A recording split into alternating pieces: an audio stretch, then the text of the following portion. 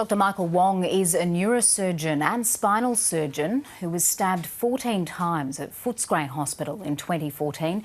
He joins me now from Melbourne. Good afternoon, Dr. Wong. Afternoon. I can't imagine it's easy to speak about the attack you endured, but could you please tell us what happened to you?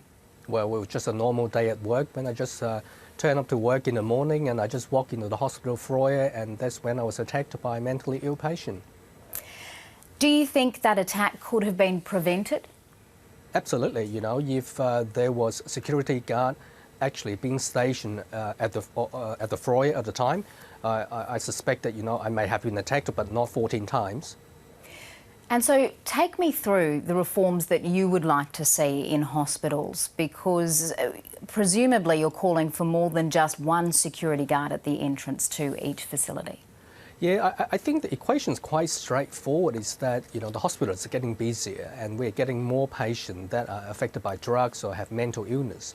And as the population of patients increases, logically there will be more of these sort of violent incidents happening.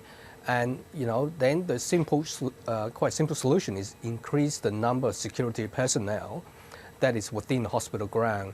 Now, in the old days when I was trained, you don't have hospital security guard really stationed anywhere in the hospital, maybe just in an emergency department. And in other part of the hospital, if you have a violent incident, you really, call the code and the security guard would come to you. But I think in this day and age, really, that's not this type of reactionary approach is not really appropriate. Your attack happened in the foyer of the hospital that you were working in. Hospitals do look after many mentally ill patients. They're going to be staying on wards and interacting day to day with nurses, with doctors, with other staff. Do you want security personnel on wards as well? Well, I think in the high-risk area of the hospital, there ought to be security guard being stationed. Now, I think nowadays we all recognise that in the emergency department is where the high-risk area is, and in most hospitals these days there are security guard being stationed.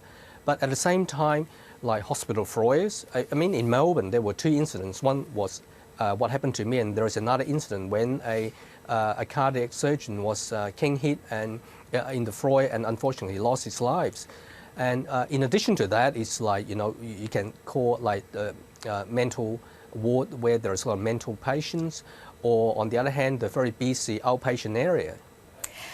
Have there been improvements in security in Victorian hospitals since your attack and the fatal one which you just spoke about?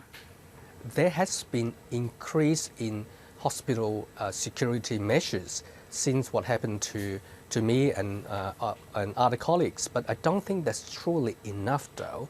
Really, you need to step up to high level security like what the New South Wales colleagues now are demanding.